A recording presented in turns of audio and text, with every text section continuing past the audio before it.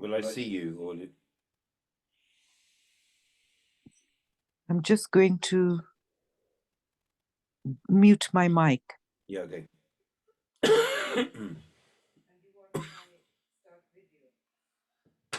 Yeah, it'd be nice to see you. There you are.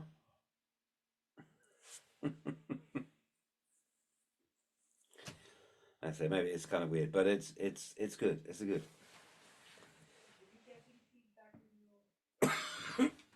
No.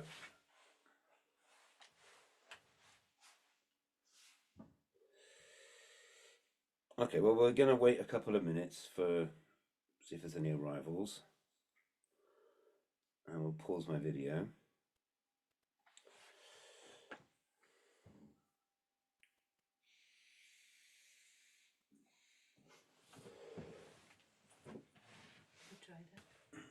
Is that one of mine? That was what, yeah. You left me that last time. Here it was. I like it.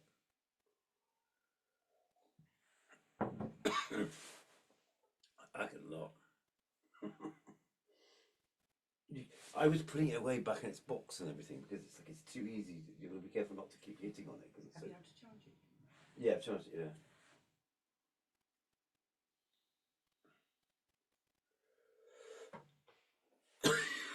Thank you.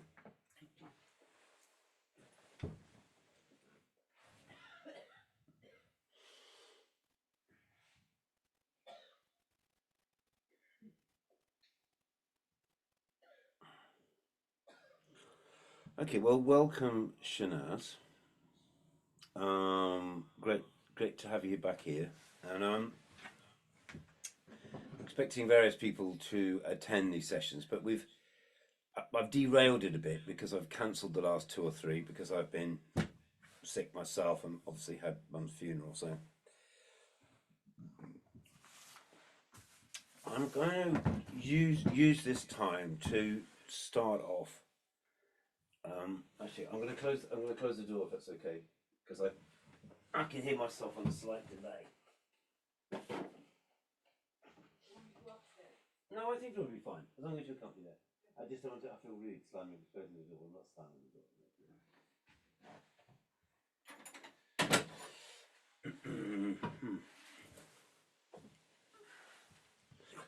So we've called these the Permaculture Forum, and really it means it's just a space for us to talk and develop ideas.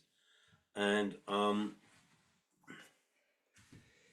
I've put together some slides for us to go through. And in fact, this is off the PDC from last year, actually, from the 2023 PDC. And we did one session, which we based on chapter 14 of Bill Mollison's book. And really, I think there's a whole series of lessons that could be done just on chapter 14. And I think it's the real big bit, actually. And so it's called Strategies for an Alternative Nation. And there's some really interesting ideas in that. So I'm going to read out a little bit just to sort of to get us going and to go back to the source. And remember, this is what Bill Mollison was publishing in 1986. So he was already thinking along these lines.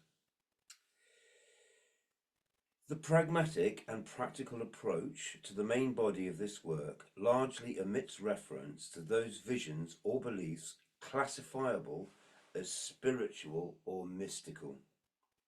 Not because they are not a normal part of human experience, but because they are arrived at as a result of long-term contemplation or intense involvement with the mysteries that eternally surround us.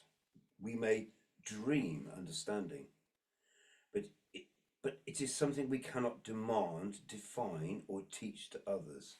It's for us to develop. So I think that's the thing about the Zone 5 stuff. You know, where does belief and God and spirituality and that dimension sit within permaculture? So I think he's also saying there that it's not something that we can ask of each other. We can only get it from our own inner contemplation.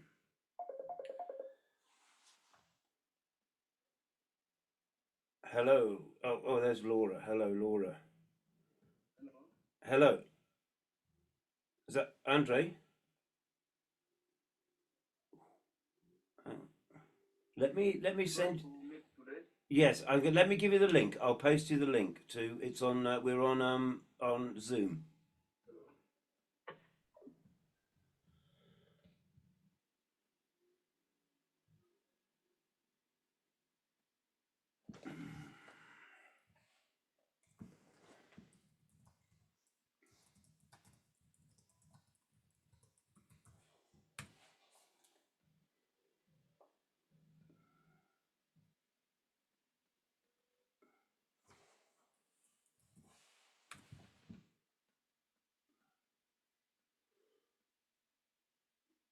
Okay, great. So there's a couple of people arriving now. There's Laura.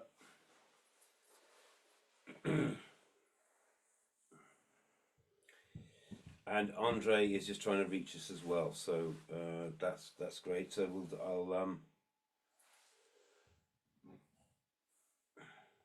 I'll carry on wittering on a little bit, and we'll kind of start again in the next few minutes.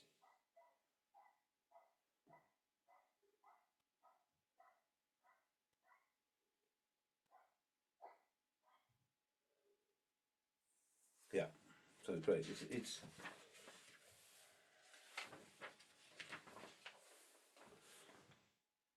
so welcome, Laura. Just a couple more people arriving, we think. Thank you.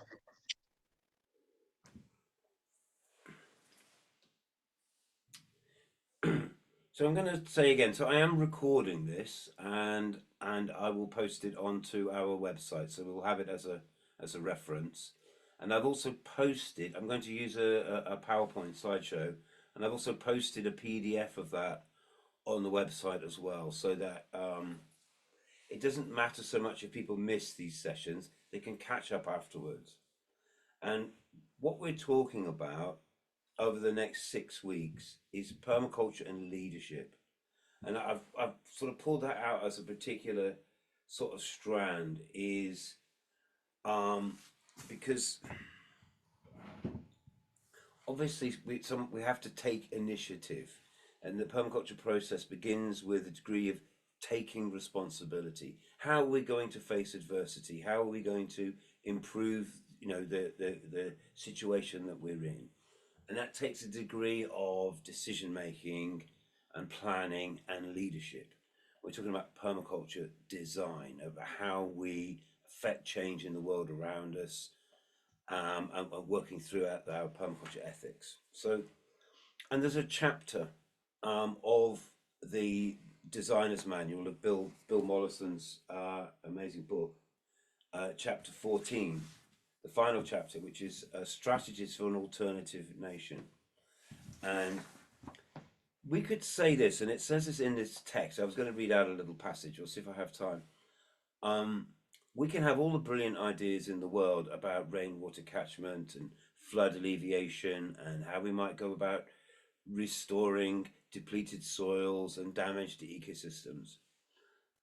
We might know how to do those things, but if we can't actually organize ourselves into teams of people to make those things happen, then that knowledge has no value.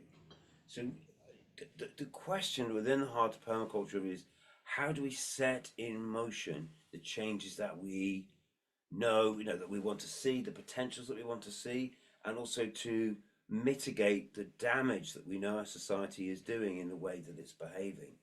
So there's, and we've generally grown up with our society is kind of governed in a sort of a hierarchical top-down system of governance. Governments and organizations, big NGOs or charities or corporations often lead the way. And one of the things that we're seeing and experiencing is as those organizations get bigger and more globalized, they have less sensitivity to what is happening at a local area.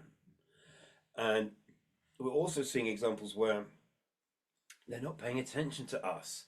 They've got these big responsibilities. How do we make them local to relevant to our locality and to us as individuals? And the answer to that is bottom-up leadership.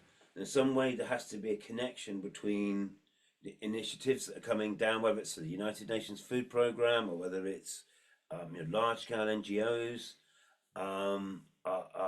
refugee institutions and charities, or governments or corporations, is they're reaching down to us. The more as communities we can organise and create sort of bottom-up strategies, the more we can ensure that our own needs are met, and the more we can ensure that strategies that are put into place are relevant for the things that we are actually, for our own concerns and priorities.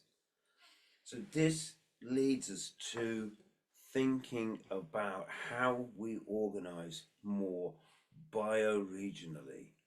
How do we say, oh look, you're interested in permaculture, I'm interested in permaculture, Laura's interested in permaculture. How do we three come together to build, can we build on that, the fact that we agree with each other? Where does that leadership come from? What does that look like? If I suddenly just start shouting orders at everybody, why are they going to follow them? Or so these are kind of sort of deep questions, and that's what these next 6 weeks we're going to go into and really think about as a topic. About where does this leadership come from? What does it look like? How do we go about it? Bill Mollison said, in preceding chapters, well-tried and common-sense technique and strategies of earth restoration have been described and figured. All of this comes to naught if we, as people, continue to invest in arms and destruction, to permit land abuse, and to fail to tackle the social and political impediments to reclaiming desertified and abused lands, or even to prevent the poisoning of land. Thus, the following sections give strategies for change in the social and economic areas of society. These strategies may, in fact, be of more assistance to real change than the skills of land management. For society has far more competent farmers and engineers than it has ethical bankers or lawyers whose work relates to curing or preventing, not just treating, social and environmental problems. So how do we stop perpetrating the problem in the first place? So these are bigger and far-reaching kind of questions, but that Bill is arguing very strongly that we need to bring this into our mindset. So the first part of chapter 14, he starts to build the case for an ethical basis for an alternative nation. We've got to be rooted in a set of common values, and that's the permaculture ethics. So I'm going to touch on that as well. And it's like we need to find and to focus on those themes, those ideas that unify us, not the things that separate us. That was why he started out his first area of talking about spirituality and religion. He's saying as important that is to the human experience, that's not what defines our commonality, because we all come to that in a very personal and individual way. It comes out to our zone 0, 0. The things that we all have in common that we don't need to discuss are, you like breathing air, you like drinking water, you like eating food, sleeping in a bed. These are things we don't have to argue about, and we can build strategies around about fulfilling needs. He also said, we need to set about, in an orderly, sensible and cooperative way, a system of replacing power-centred politics and political hierarchies with a far more flexible, practical and information system responsive to research and feedback, and with long-term goals of stability. And we need to do this in an ethical and non-threatening way, so that the transition to a cooperative versus conflicting global society is creative and non-destructive.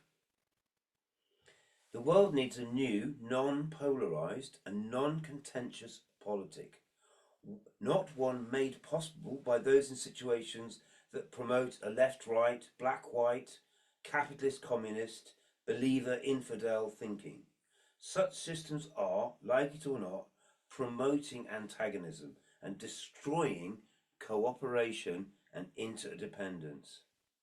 Confrontational thinking, operating through political or power systems, has destroyed cultural, intellectual, and material resources that could have been used in a life-centered ethic for earth repair. So there we go. There's a little bit of an opening thing from Bill. I'm going to jump now to my PowerPoint, and I'm going to hopefully we're now seeing the leadership from Edges, and Ella has arrived. Welcome, Ella, and Caroline.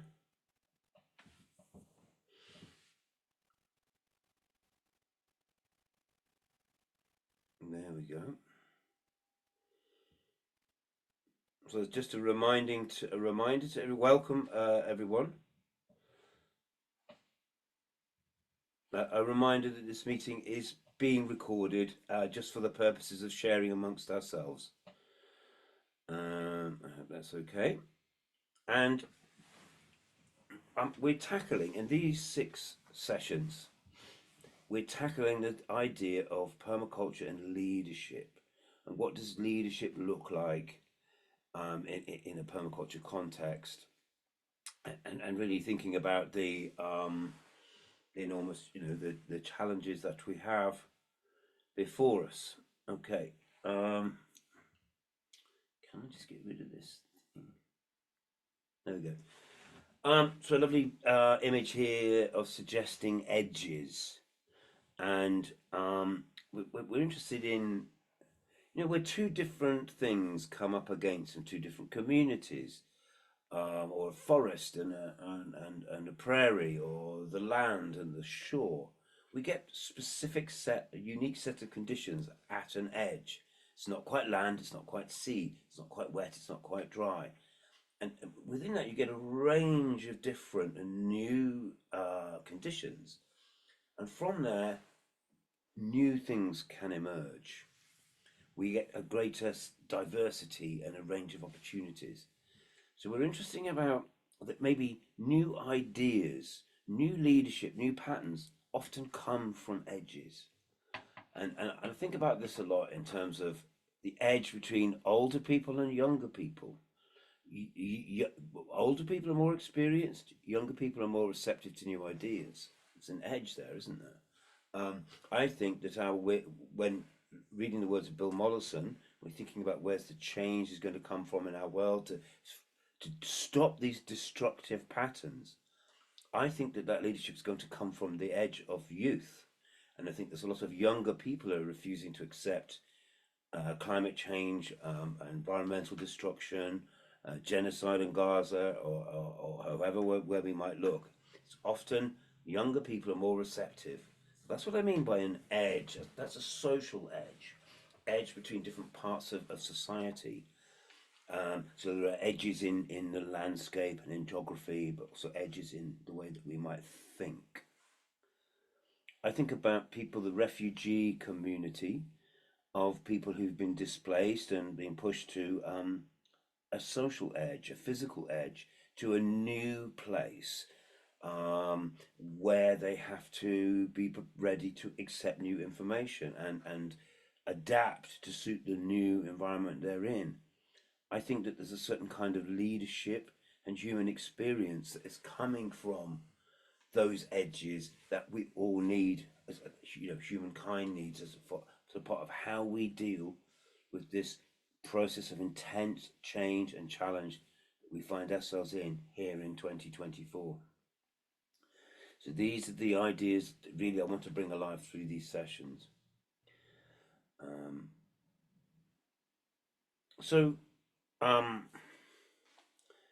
Life on edge, looking for leadership. I put this image on the right. It's just a AI generated image of the sense of, there's you as an individual, and all of these external pressures coming on you about, oh, we've got to worry about this and we've got to take responsibility for that, and you look after yourself and your family and have a career and a job and worry about the government, worry about climate change. How the hell do we deal with that? And think of that enormous amount of pressure that is on us as an individual to try and be a provider and a leader and a whatever, a community member. And I wanted to contrast that feeling of individual pressure with how we're trying to see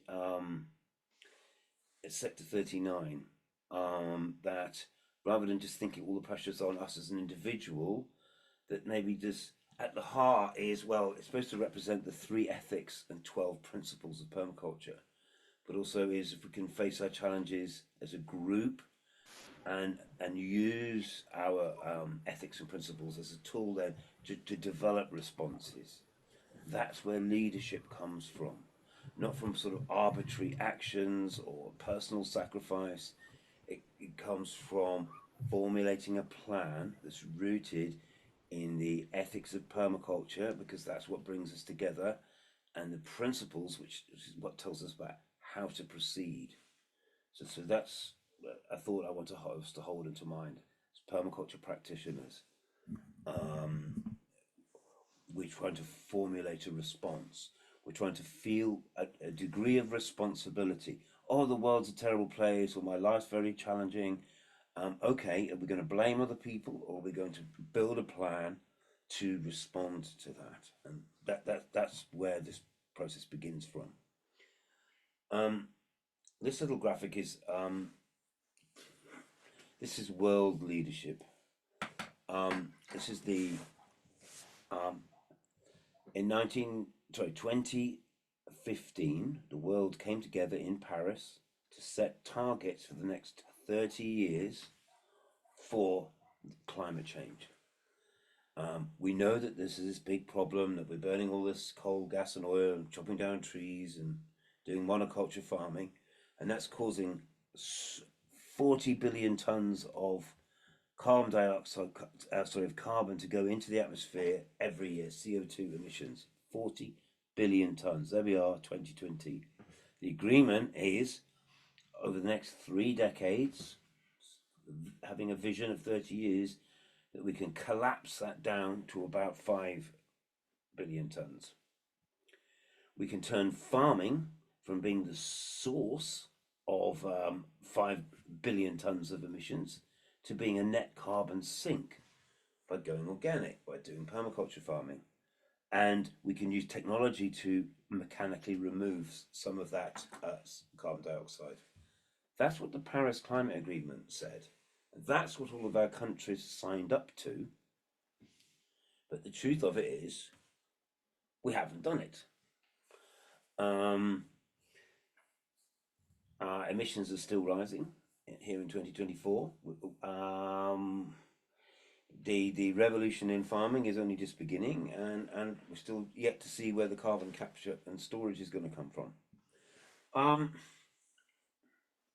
I think I put that in as an example of kind of failed world leadership, because we can say these words, but as Bill Mollison said in the book, is how do we turn it into action? We need to turn these big, lofty, long-term goals into action. And I think that leadership comes from us. It comes from the bottom up. And I think this is I think this is how we have to think. So this is what makes us permaculture leaders. So yeah, what would permaculture leadership look like?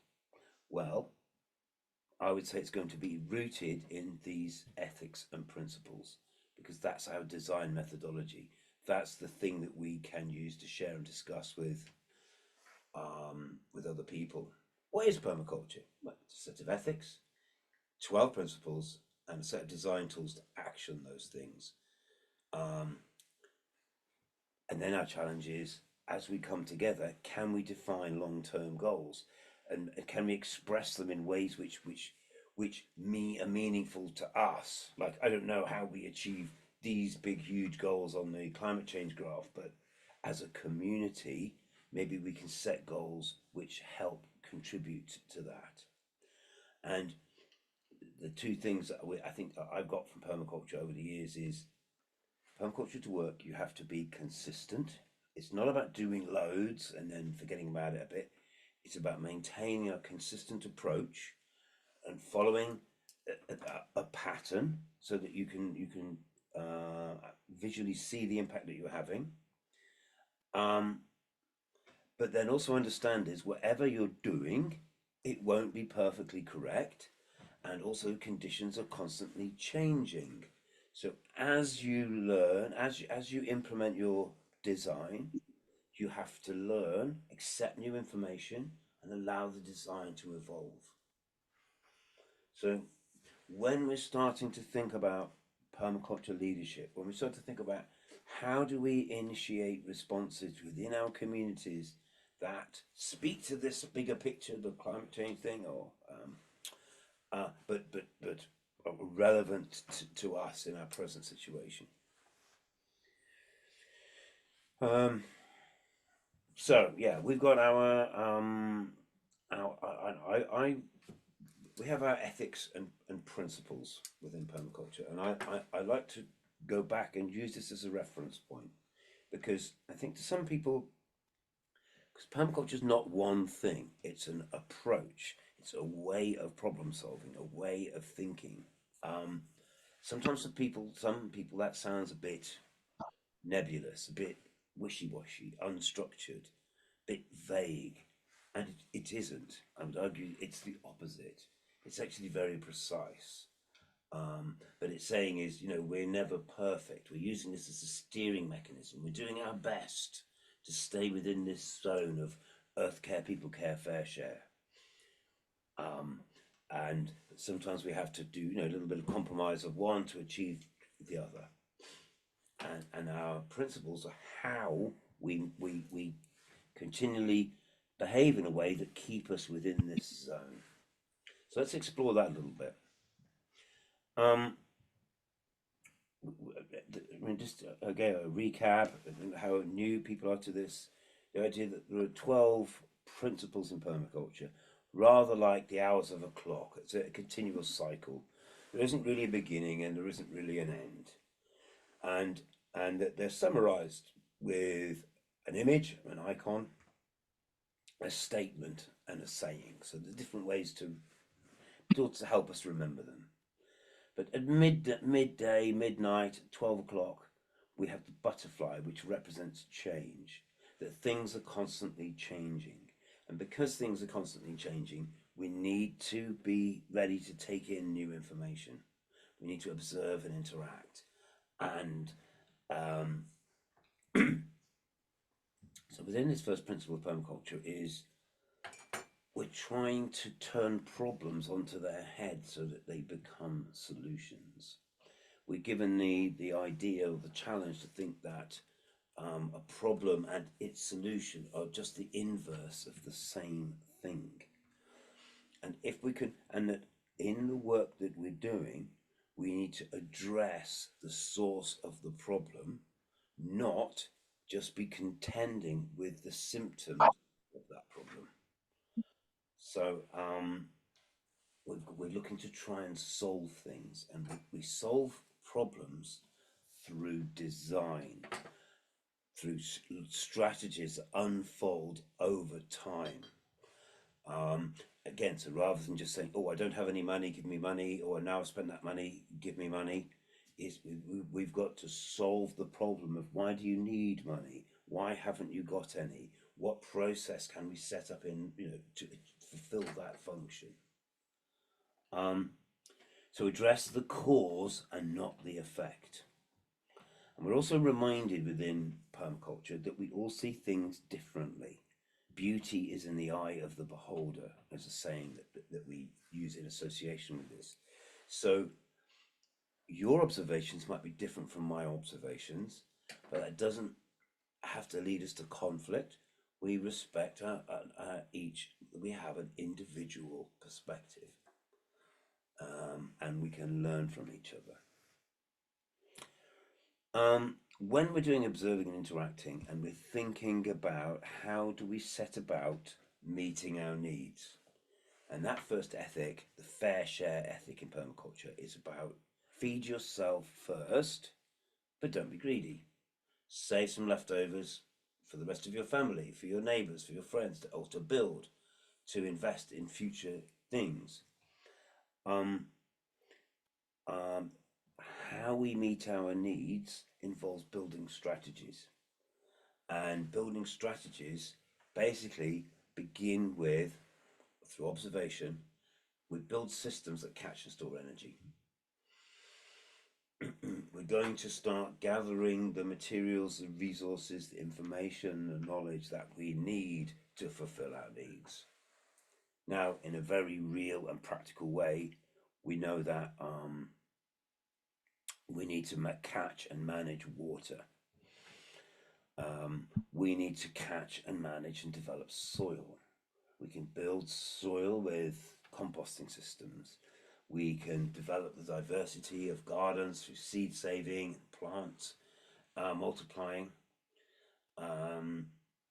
We can also think about knowledge and experience as being an energy that we can catch and store. And we can put into place systems that help support these key functions. So we're going to ask people to come together around these ethics of permaculture. We're going to ask people to use their powers of observation to look around and see what opportunities they have to catch and store energy. And the things that we catch and store, we're going to use to build yields. The things that we're going to use to sustain us. Yield is food, it's money, it's resource, it's energy, it could be many things. As we're catching and storing energy and slowly sort of thinking about developing systems that obtain yields, permaculture reminds us that you're trying to feed every part of the system. You're not just feeding you, you've got to think about the soil, the birds, the nature, the wider system.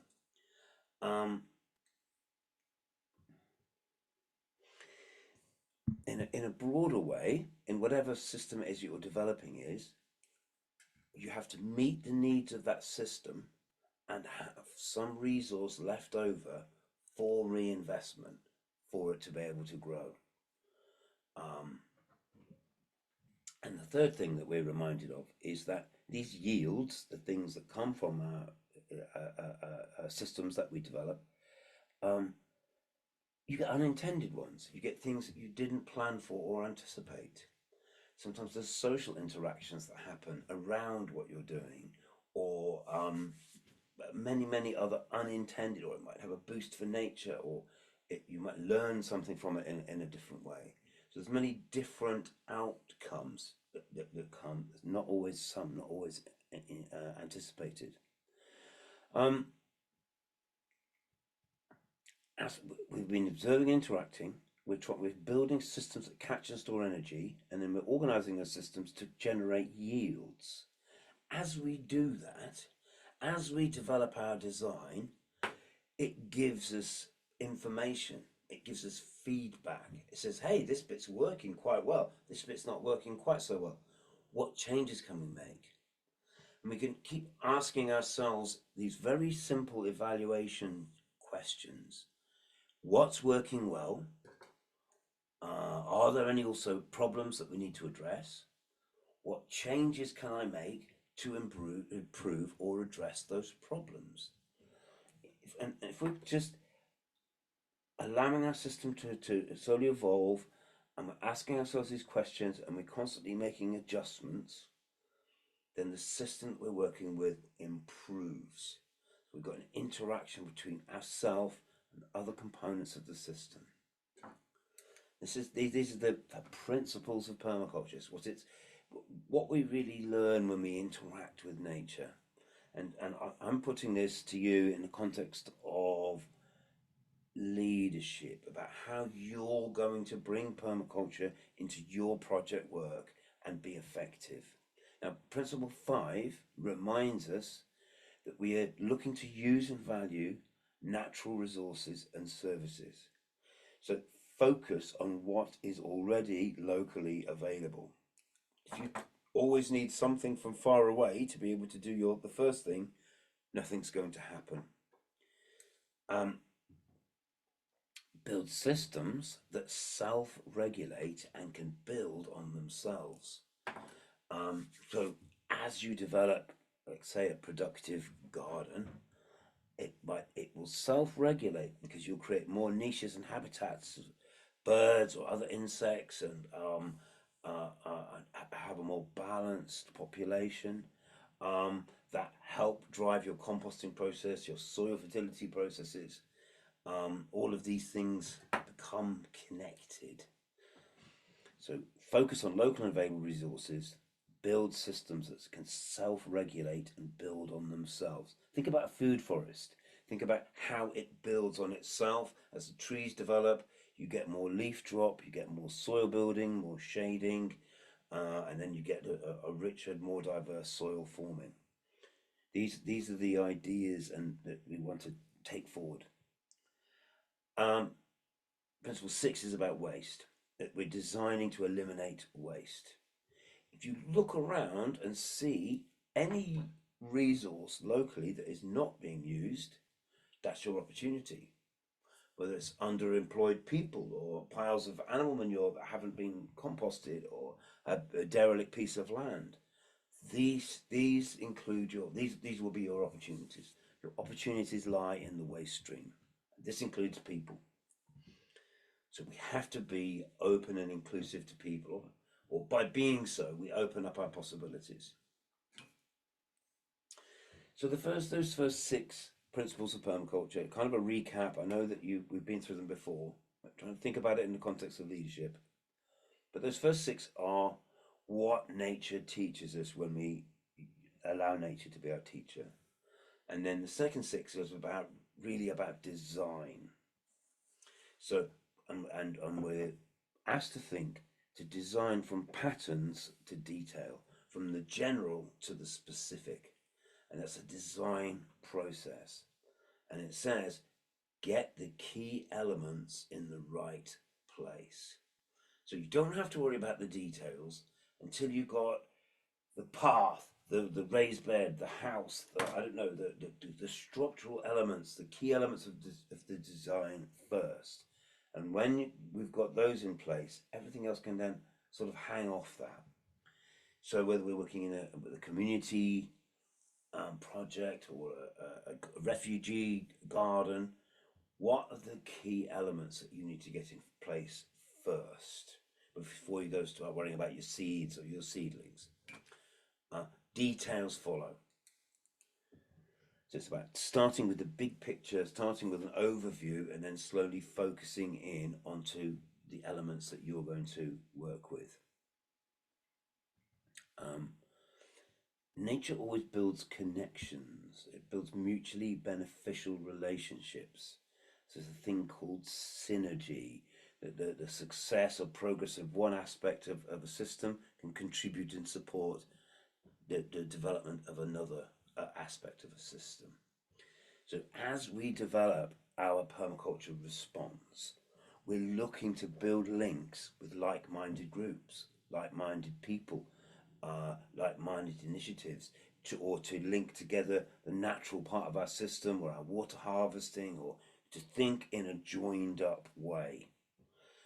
And we do part of the way that we think in a joined up way is to look at the wider patterns and don't get too obsessed with the detail at the beginning.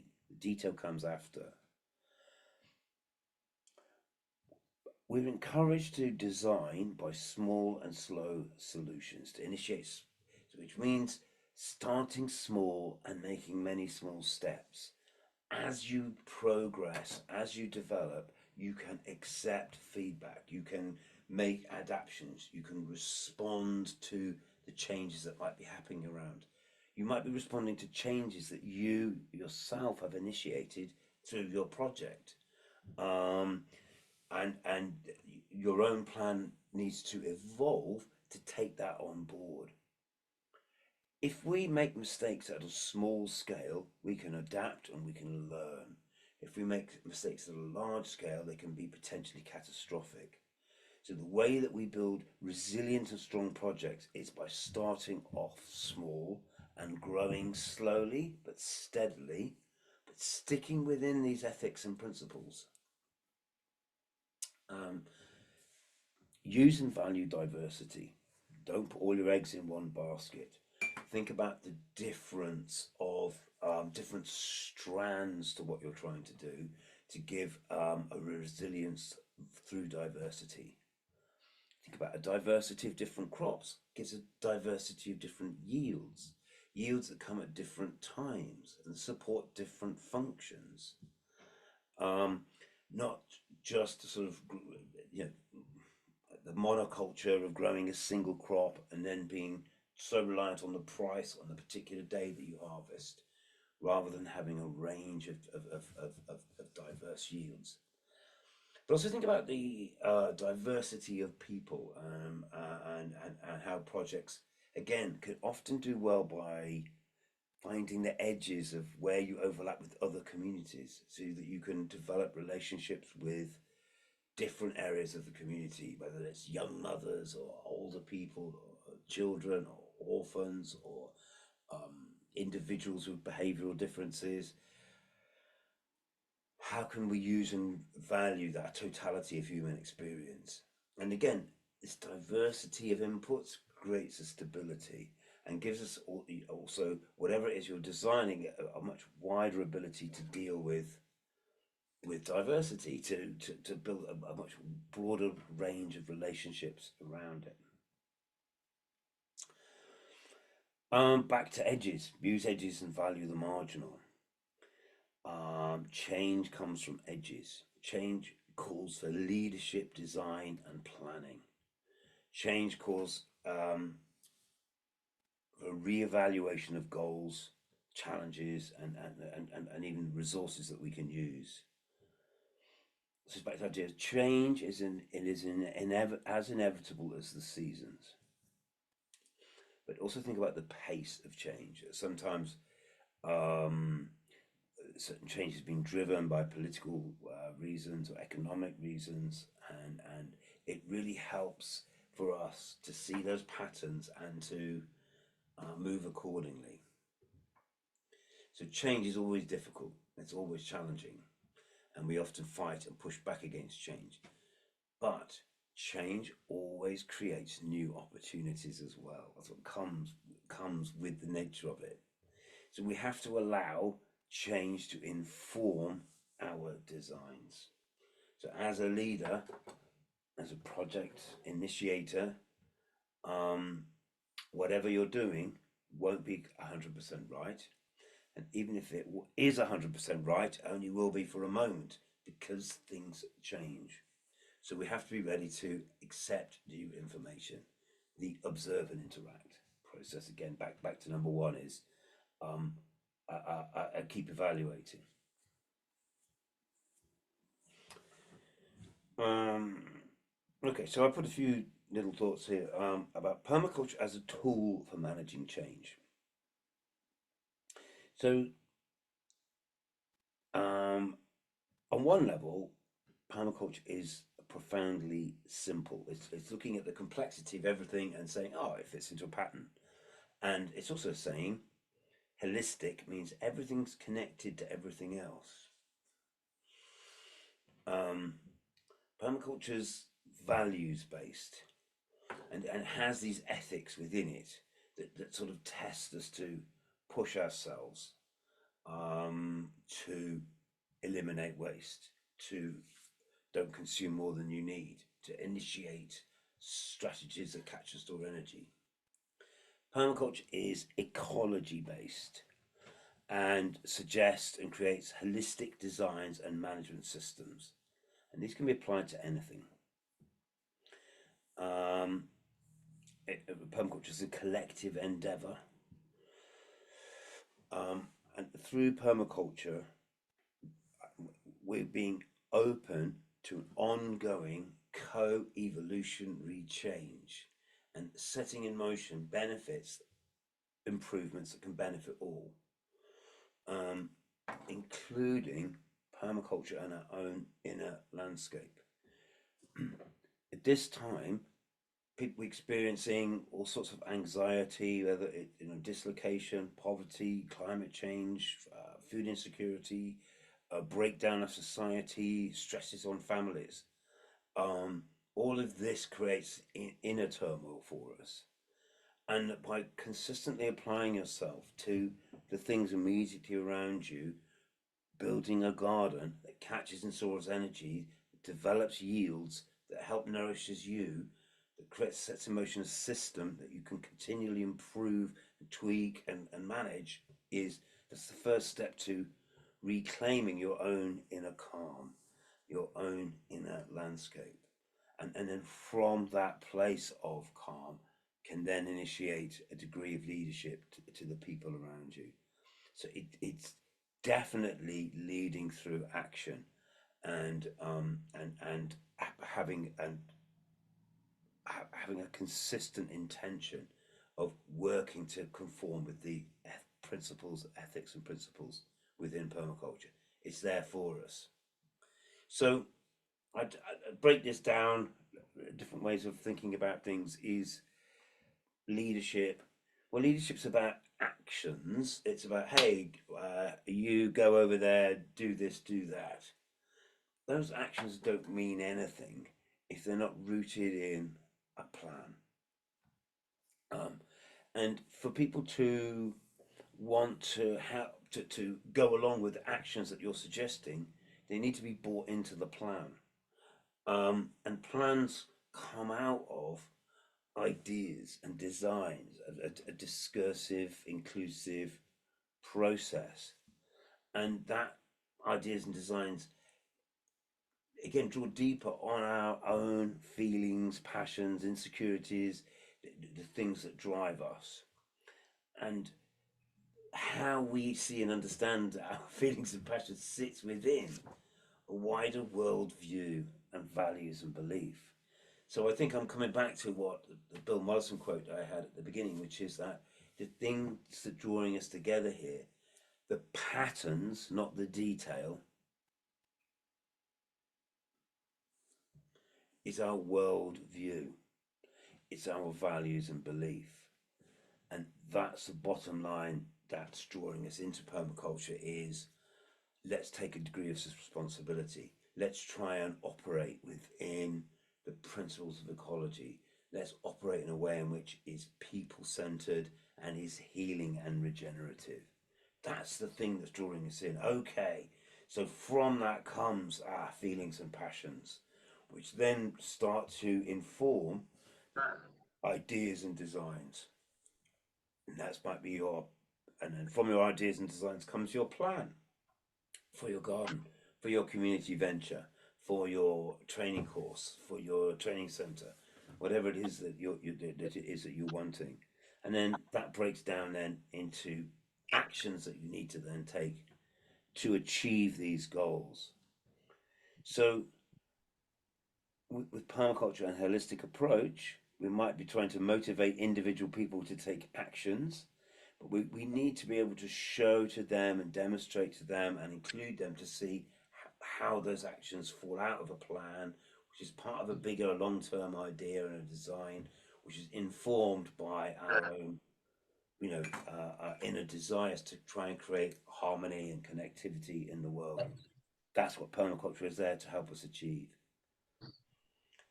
Um, I found a few quotes. I thought it was nice to have a quote. This is John Quincy Adams. He was an American politician, a diplomat and a lawyer, and a diarist. And he was the sixth president of the United States in 1825 to 29. And he'd also been Secretary for State. He said, if your actions inspire others to dream more, learn more, do more, and become more, you are a leader. And I like the fact that he just says actions. So you create leadership by creating patterns that other people then can be inspired by. actions more than words.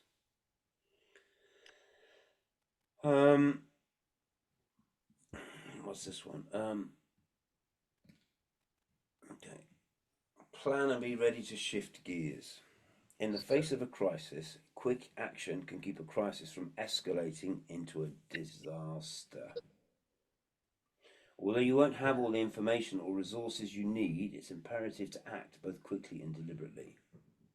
Work with your team to assess the situation, gather input, and formulate a plan.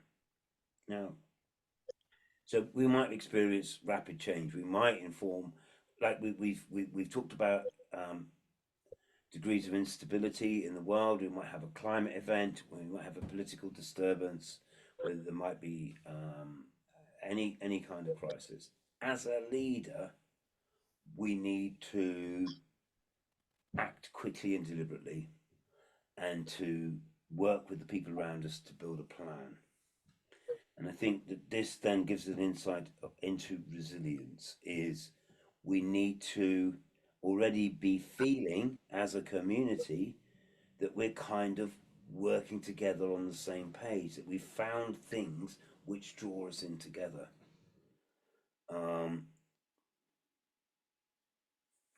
So what permaculture teaches us about leadership, the 12 principles of permaculture offer us insights that go beyond their design and agricultural origins and into the realm of leadership and life itself.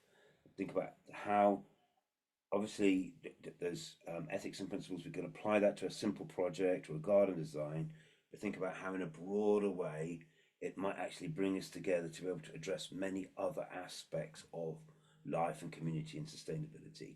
And a time of change and external stresses and things like that, we need to build bottom-up responses. This is what we said. And we still welcome support from top down, from governments and other institutions. Fantastic.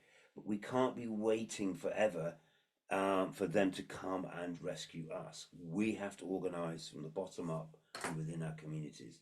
And I think permaculture gives us that shape to do that. So here's going back to those principle 9, small and slow solutions. In the face of injustice, it's tempting to scream revolution and hope for overnight changes to set things right. We want a revolution, guys. We want everything to change. We want the poor to be rich. We want the climate change to stop. We want, whatever. We want all of this stuff, but it isn't going to happen overnight. However, genuine revolution is only seen in hindsight and is preceded by countless small efforts taken over time. Even at first glance, it seems like there was one catalytic event that tipped the scale.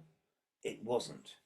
So we look back and go, oh, it was that march by Martin Luther King that brought about human rights and universal suffrage and stuff like that. And it wasn't. It was 1,000 actions, small actions. Slow solutions are equally important if the changes we seek to bring about are to have genuine buy-in from everyone around us. So we might want, what permaculture teaches about leadership is that these principles and ethics really give us an insight beyond their agricultural origins, and that by working through small and slow solutions, we realize that we're involving and valuing the contribution of everybody into actually very big and significant seismic change. Creatively use and respond to change. The saying goes, the only thing that is constant is change. Is it good? Is it bad? Indifferent? Progressive? Regressive? Or status quo? We don't know, but it's all change. The caterpillar becomes a butterfly. A complete seismic transformation. How we respond and able to respond to change plays a large part in how we ultimately categorize changes in our lives. As leaders, remembering that we are all leaders in our own way, we always have some measure of capability to respond creatively to change. So again, it's putting it back onto you to say change is the only constant, and we are all in some small way leaders. Even if we're a leader of one, and your response creates a ripple that others then can rally to. Think of the impact that our sister Deborah Aluka has had in her community by taking a degree of leadership. I think how that's resonated with the people around her, and how that initiative has rippled out small and slow solutions to create a really structural change in the community. Here's some thoughts on leadership from Harvard Business School. So just looking to a different source of information. So this is about, I guess this is about dealing with change and dealing with a crisis, but I mean, change is, during a crisis, there's typically a lot of noise out there. Make sure that your team understands day to day what they need to do and why. So, interesting. So we said design from patterns to detail. And it's also saying here is don't lose sight of the detail when the patterns start changing. Address your team's concerns directly. Don't contribute to the noise by sugarcoating the situation or trying to have an answer for everything. When delivering difficult news, be direct and honest. Establish a communications routine and stick with it, even if there's nothing to say other than nothing new at the moment. When progress has been made, even if it's minor, be sure to share so it is that people don't despair. Communications should be two-way. Listen to what your team is saying and not saying. The information and insights they have may surprise you. So it's interesting, isn't it? So we'll experience crises. Maybe there's an argument, there's a falling out within a group, or maybe something happened. Crises happen. And when that does happen, everyone's got an opinion, everybody's got something to say. There's a lot of noise out there. So within the idea of leadership is don't lose sight of what your jobs are day by day, even if there's a wider confusion. And if people have concerns, address them directly. This is what we should be doing as leaders. So don't contribute to that background noise by pretending everything's fine or pretending that you know the answers. Just be direct and honest. We don't know what's going to happen. As soon as we do, we will share. Set up a regular communications regime. And even if there's nothing to say, we can still come together and say we don't know anything new. This stops the background noise.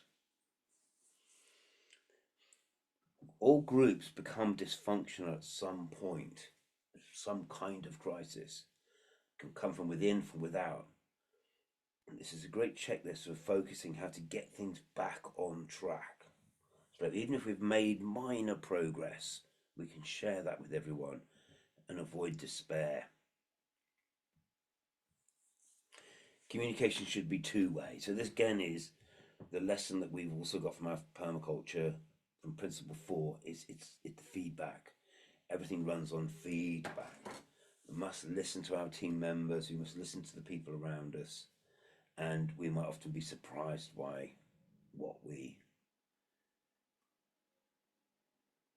get.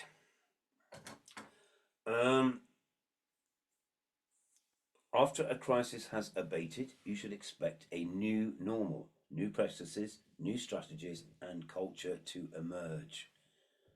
We're going through, we're going through a big crisis, as in whatever that might be happening, the climate crisis, climate change, economic change.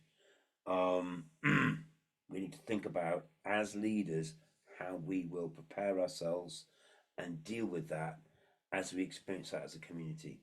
And we need to talk about that now, before we enter into a state of crisis, it's much harder than from within it. So that's why I think this is a big part of our permaculture leadership. I think there's some very insightful ideas here. This is another thought was lead with compassion. This is not a time to move away from kindness and caring, even if our brains nudge us in that direction. So, at a time of difficulty, is not the time to abandon your core ethics. That's when you become rudderless and directionless. One thing the coronavirus pandemic has shown us is that a crisis is mentally, emotionally, and physically draining. It was exhausting. Each day, as you weigh your priorities and decisions, take the needs of others into consideration. Be on the lookout for burnout in your team, in yourself. Take steps to protect against it. Gosh, that's quite, especially again, if when things are tough and we're trying to lead, we ourselves can become a casualty. We have to take steps about that, and we have to look at steps. That's our people care ethic again within permaculture.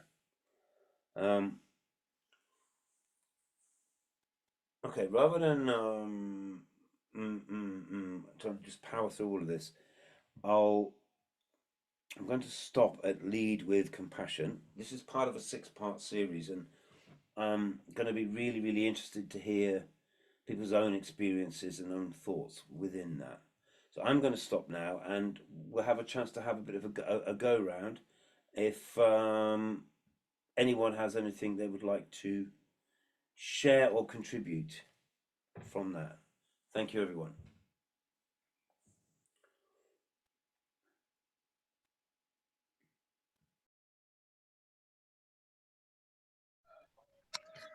Thank you, Steve, for this nice, very informative session.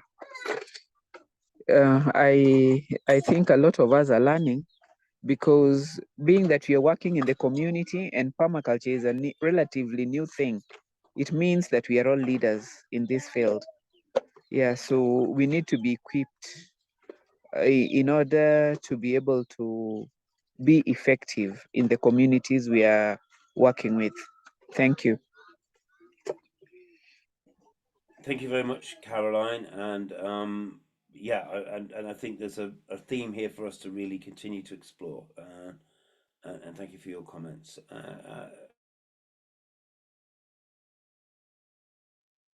Good evening, everyone. My name is Laura Mwanguzi, and I'm a climate justice activist from Uganda. And I have a lot to take away from this session, but the main key points that I have to take away today is that holding intergenerational dialogues when it comes to permaculture is very key. We also need youth empowerment and youth engagement when it comes to permaculture advocacy and implementation principles. Then I would also like to say that youth are very essential in driving positive change towards a more sustainable future through permaculture practices, because permaculture is a very sustainable practice. Then lastly, I would like to conclude by saying that when it comes to protection of the environment, we need grassroots restoration of the environment, and permaculture is one of the practices that can actually embark us on this. Also, I would like to say that all that Steve has said is actually good takeaway for each one of us here, because none of his key points or none of his points are wrong, because wrongly applied solutions can actually cause harm to the environment. So I'd like to appreciate Steve and Sector 39 that you have wonderful solutions. Then also, development should not destroy nature at all, and permaculture never destroys nature. And I would like to encourage every youth to use permaculture as a practice, for it is the future. And youth, we are so vulnerable to the climate crisis. And one of the ways we can mitigate and combat and adapt to climate change is through sustainable practices like permaculture. Thank you. Thank you very much, Laura, for your thoughts. That's very valuable. Thank you. And Andre and team, I hope to...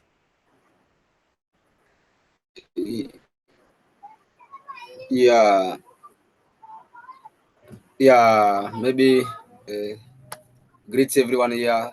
We have so long time without seeing, discussing about permaculture. So, and I'm still sick. So let us talk next time. But if my colleague here can talk more about what we are doing right now, so by next time we'll be talking more. But for today, our today's session, it is a very interested and good session. So let me give him a chance to talk. Yeah. I also have no much to say. Since we missed a lot of lessons in these 2 weeks or 3 weeks, that we wasn't available to reach out to the meetings. Sometimes we miss them, and sometimes due to network connections. But at least we are back to the track, and the lesson was so inspiring and motivating. As Miss Laura said, wrong methods used, it's harm to environment, and this is what one of the lessons that we have gained today. Like we have to do the right methods, and with the Steve, we're going to gain the best knowledge that will transform the community at large and society. So we keep up the good work as a team, and the theme is we have to transform the community at large. Thanks.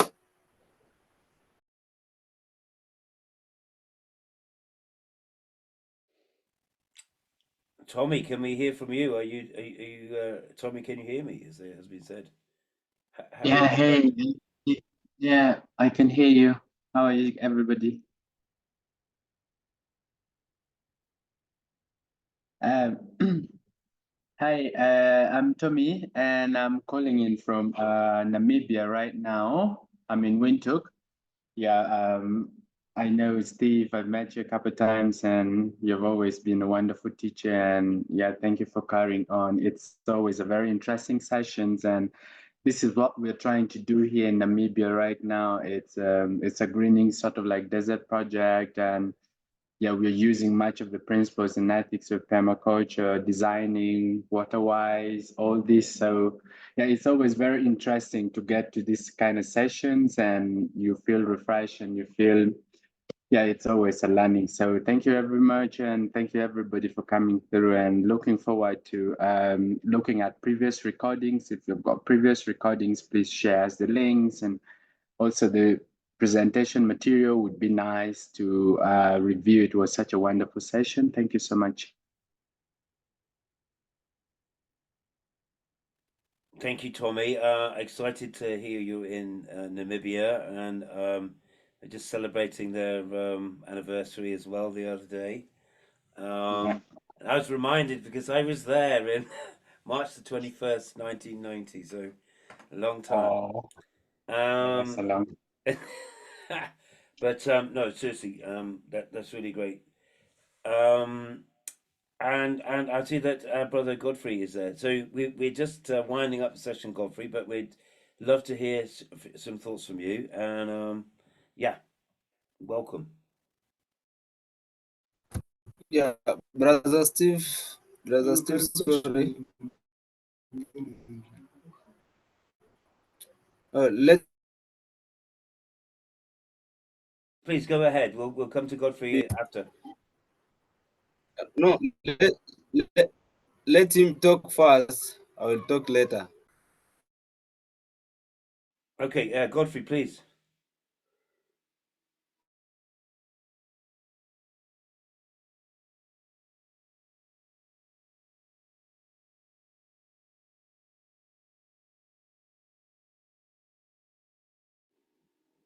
Or should we go to Elijah? Elijah, are you there?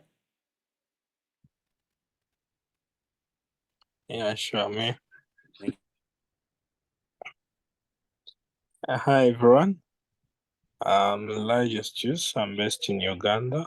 I'm so feeling much privileged being in this colorful session. Actually, it was impactful. I'm a mushroom grower and I'm a food forest designer. The session was actually colorful based on what I do and how I connect with the community, because I've come to understand that permaculture is not all about growing food only, but it's a sustainable techniques of solving problems, social problems in the communities. So I'm feeling much privileged, and I'm looking forward on as a more session, as it is my first time to attend these sessions, and actually I'm finding a big interest. Thank you so much, Steve, for been inviting me for several times, and also for other colleagues. I'm looking forward being part of these impactful sessions. Thank you so much. Thank you, Elijah. That's lovely feedback from you, and most welcome, most welcome. Godfrey, sorry, I jumped over you. Are you there now? Wow. Actually, I missed a lot. We have been busy kind of, but I know the purpose of this meeting, and I'm so grateful, Steve. I know I will get the summary of what we discussed previously. Maybe for the colleague there, I'm called Godfrey Opolot. I come from Kumi. I know they are my friends from Serere, they are in Ngora. I will never forget that during COVID 2019, when we started the project towards a PDC, which we conducted in 2020, and each time I hear the developments from Ngora, I'm so happy, and I see that's the seed. And Serere is my district actually. I come from Serere, and I was been discussing with Deborah, and I was trying to share with her and how best can we go that side also so much. There's a team there, there's a group. Permaculture, just as the previous person has said, it is not all about designing vegetable gardens around a compound. It goes beyond that. It is a network which includes all the skills and all the professions, let me say, whereby people are coming together, we're sharing values and designing systems which can bring forth sustainable income or sustainable development, not only looking at income, but all the 12 principles at play. So I really have missed, I know, but I believe I would get through that. And I would have said, Steve Jones, I've been missing to see you. I've been missing to hear from you. I know a lot has been discussed, and I know we shall be hearing more and more. Thank you very much, Steve. And to all others. Well, it's lovely to see you, Godfrey, again. And yeah, I will, of course, be posting the notes and this recording, so it'll all be there. And we're going to, this is session 1 of a series of 6. Where we're going to talk about permaculture and leadership, and we're going to go towards planning a PDC, which we would like to do in Teso. Yeah, anyway, so over to you, Andrew. Okay. Thank you, Godfrey. Yes, thank you very much, Steve. Yeah, maybe I wanted to, for those who don't know where I'm living, where I'm located, I'm from Kakuma refugee camp in Kenya. For those who knows Kakuma, that is a place that we are doing our activities. So we are here to collaborate with other Kenyans, those who are in Uganda. Let us be here to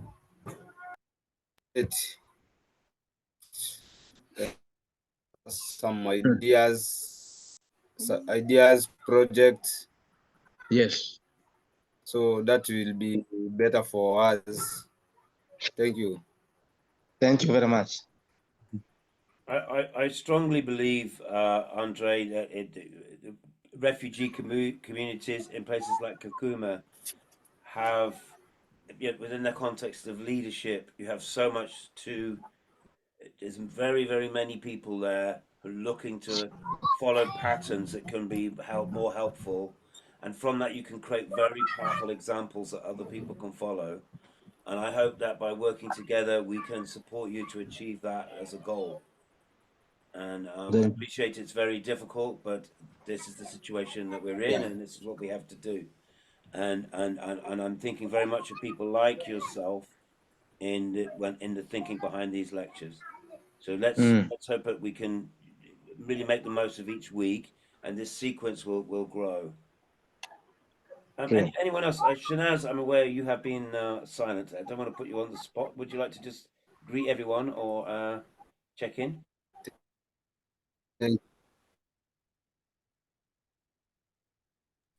Hi everybody. Sorry, my phone is about to die, so it's very low battery.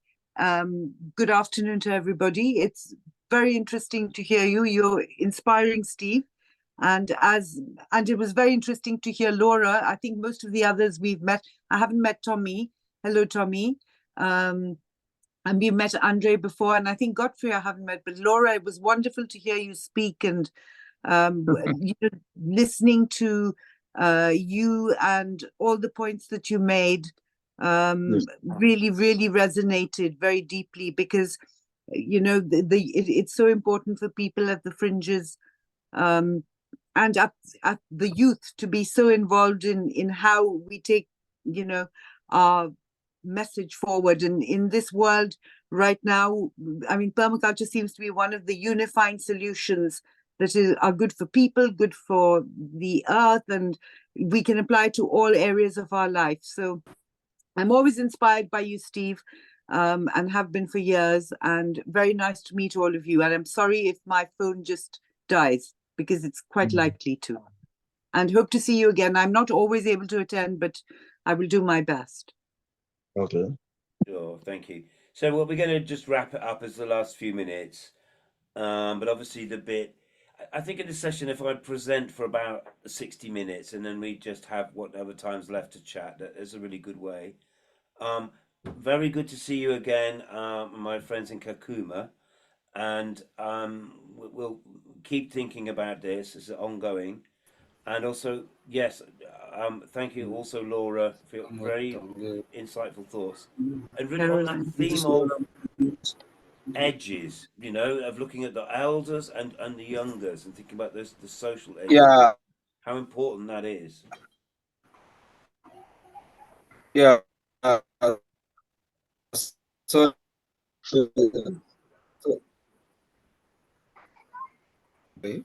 Okay. we have an idea that we have been discussing with my friends and committee. So for now, I'm not feeling well, but maybe we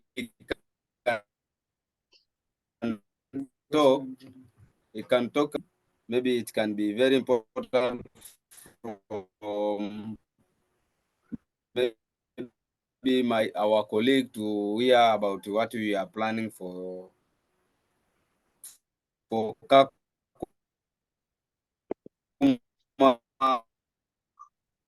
and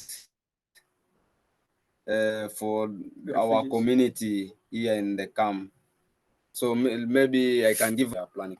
I think I should proceed. Still, I think our previous meeting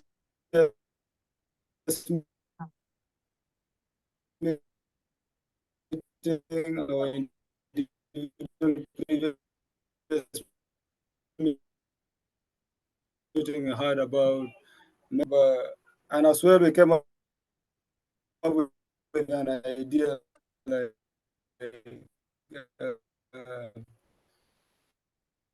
when we have been doing survey about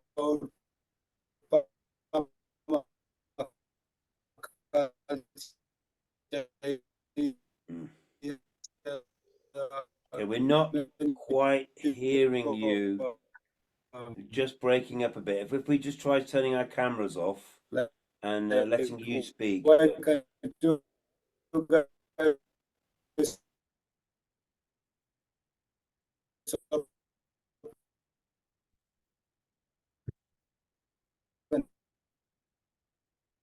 a class because we need to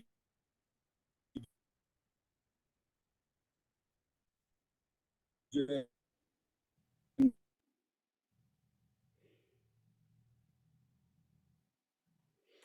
Okay, I regret we didn't hear.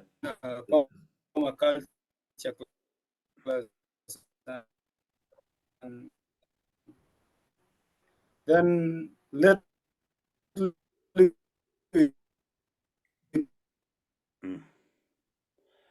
Okay, guys, I'm gonna say stop now. Okay, you gone on to mute now. Okay, we would very much like to hear your plans. We need to think a way in which you can communicate that to us, but we weren't able to hear you just then. But that doesn't mean we don't want to hear you. Network. refugees and Yes, maybe if you could write a few notes for us or something like that. Is there something you could share? Or record a voicemail on during WhatsApp. the meeting, then we hear any person's idea, you know, sharing ideas. Sometimes we can come up with an idea, but we can't finalize it. So it should be good if we take it in the meeting and we come up with this. We have, we said, what do you call it? We have objective of the empowering.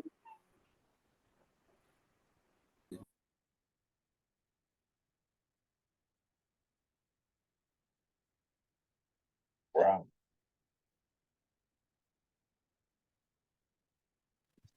Okay, I'm going to say thank you, everybody. It was a really nice session. Yes, thank you too, Tommy. And we will stay in touch, and we'll see you same time next week. Thank you. Greetings, everybody. Greetings.